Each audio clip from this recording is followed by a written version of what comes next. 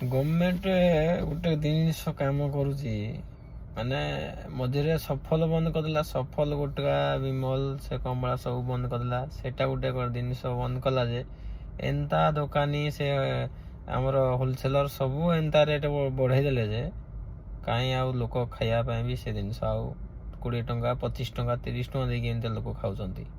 ଏବେ କ'ଣ ଆସିଲା ଗ୍ୟାସ୍ ଲାଗି ଏତେ ପ୍ରୋବ୍ଲେମ୍ ହେଲାନି ଯେ ଗ୍ୟାସ୍ ଲୋକ ପାଉନାହାନ୍ତି କିନ୍ତୁ କଳା ବଜାରୀ ଚାଲିବ କ'ଣ ତମ ମାନେ ସେ ଜିନିଷଟା ଗଭର୍ଣ୍ଣମେଣ୍ଟ ଆମର ଡବଲ ଇଞ୍ଜିନ ସରକାର ଡବଲ କାମ କାହିଁ ଡବଲ କାମ କରିବା ବଦଳରେ ତ ବିନାଶ ଆଡ଼େ ସେ ଜିନିଷଟାକୁ ନେଇଯାଉଛ ତମ ମାନେ ଡବଲ କାମ କରିବା ବଦଳରେ ବିନାଶ ପାହାକୁ ତମେ ଅଟୋମେଟିକ ତମେ ଗୋଡ଼େଇ ଯାଉଛ କ'ଣ ପାଇଁ ନା ଏବେ ଗ୍ୟାସ୍ ସେ ଜିନିଷଟା ମିଳୁନି ଲୋକମାନେ କଳା ବଜାରୀ କଲେନି।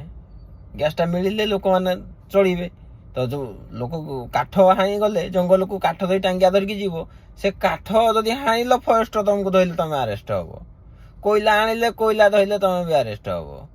ଆଉ ଏପଟେ ଗ୍ୟାସ ଚୋରି କଲେ ତମେ ବି ଆରେଷ୍ଟ ହବ। ଶଳା ଲୋକ ଖାଇବେ ପିଇବେ କ'ଣ ଆଉ ରୋଷେଇ କରିବେ କାହିଁରେ? ଯଦି କାଠ ଆଣିଲେ ଲୋକ ଜେଲ୍ ଯିବେ। ସେ ଆମର ଯେଉଁ କଣତି ଗ୍ୟାସ୍ ତ ଏବେ ଯାହା ମିଳୁଛି ମାରଗୋଲି କଥା। ଏବେ ଗ୍ୟାସ୍ କେଜି ହେଇଗଲାନି ଯିଏ କିଣିବ ଗ୍ୟାସ୍ କେଜି ହେଇଗଲାନି 200 ଟଙ୍କା। ଗ୍ୟାସ୍ କେଜି ମାନେ 200 ଟଙ୍କା ଲୋକ କିଣିବେ ଗ୍ୟାସ୍ କେଜି ଦେଇକି 200 ଟଙ୍କାରେ। ଯିଏ କଳା ବଜାରୀ କରିକି ସେ 200 ଟଙ୍କା ବିକିଲା।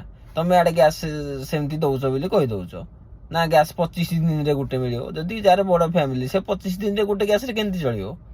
ଯାହାର ଛୋଟ ଫ୍ୟାମିଲି 2 ଜଣ 3 ଜଣ ଲୋକ ଚଳୁଛନ୍ତି ସେମାନେ 25 ଦିନ ଚଳିଯିବେ। ଯାହାର ବଡ଼ ଫ୍ୟାମିଲି ସେ 25 ଦିନରେ କେମିତି ଚଳିବ? ଆଉ ଗୋଟେ ଜିନିଷ ରହିଲା ଗ୍ୟାସ୍ ତ ଯାହା ତମେ ରେଟ୍ ବଢ଼େଇଲ ଗ୍ୟାସ୍ ତ ଆଣିପାରିଲନି। ଗ୍ୟାସ୍ ମନା କଲେ ତ 25 ଦିନରେ ଗୋଟେ ମିଳିବ। ତ କଳା ବଜାରୀ ଯେଉଁ ଜିନିଷଟା ହେଉଛି 200 ଟଙ୍କା କେଜି ଦେଇକି ବିକୁଛନ୍ତି ସେ ଜିନିଷଟାକୁ ତମେ ରୋକିପାରୁନ ନା। ଇଆଡ଼େ ସଫଲ ବିମଲ ସେ କମଳା ରେଟ୍ ବଢ଼େଇ ଦେଲ ସେ ସେମିତି ବଢ଼େଇ ମାନେ ବନ୍ଦ କରିଦେଲ। ସେ ଲୋକମାନେ କଳା ବଜାରୀ କରିବାରେ ଏବେ ଲାଗିଗଲେ। ଦୋକାନରେ ବିକିଲେ ଏବେ 25 ଟଙ୍କାରେ 3ଟା ସେ ହୋଲସେଲର ବିକୁଛି 200 ଟଙ୍କା ପ୍ୟାକେଟଟା ମାନେ ଯେଉଁଟାକି 30ଟା ରହୁଛି ସେଠି ସେ 200 ଟଙ୍କା ମାନେ ହିସାବ କର।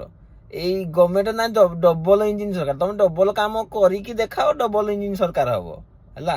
ତମର ଯେଉଁ ଡବଲ କାମ ନ କରିକିରି ଡବଲ ଇଞ୍ଜିନ ସରକାର ନା ଧରନି। ନହେଲେ ଭୋକ ଉପାସରେ ଇଏ ଡବଲ ଇଞ୍ଜିନ ସରକାର ଭୋକ ଉପାସରେ ତମକୁ ମାରି ଦେଇକି ହିଁ ବହିବ। ଏମିତି କେବେ ହେଇନଥିଲା। ଏଇଟା ଗଭର୍ଣ୍ଣମେଣ୍ଟ କରିଛି। ମଦଟାକୁ ଶଳା ବନ୍ଦ କରିବା ପାଇଁ ଚିନ୍ତା ନାହିଁ। ମଦଟା ଲୋକ ପିଇକି ମରୁଛନ୍ତି ନା ସେ ସଫଲ ଗୁଟକା ଖାଇକି ମରୁଛନ୍ତି ରେ? ମଦଟା ଲୋକ ପିଇକି ବେଶୀ